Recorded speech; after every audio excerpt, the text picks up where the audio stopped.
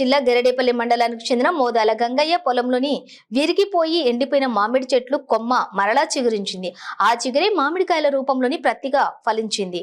చాలా కాలం నుంచి చెట్టు కాస్తూనే ఉంది. చెట్టుకు నీళ్లు పోయడం వల్ల ఎండిన కొమ్మ మళ్లీ చిగురించింది.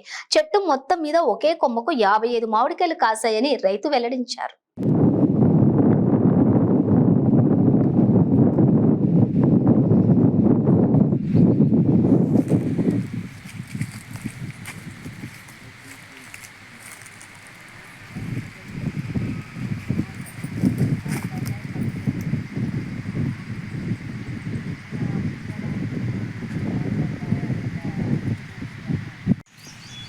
ఈ చెట్టు చాలా అవుతుంది, అప్పుడప్పుడు కాస్తూనే ఉంటుంది మంచిగానే.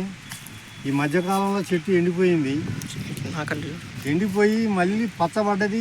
కొమ్మని నరికేసినాం, ఎండిపోయిందని నరికేసినాం. కొమ్మని నరికేస్తే మళ్ళీ ఈ మనసు కురవటం, ఈ వర్షాలు కొద్దిగా మొదటి వర్షాలు పడ్డప్పుడు కొంచెం చెట్టు విదయ్యి ఈ కొమ్మకు పూత పూసింది. ఈ పూత పూసి ఈ పూత అంతా తప్పదు. అసలు కొమ్మకు పూత పూసింది ఏందనుకున్నాం మేము.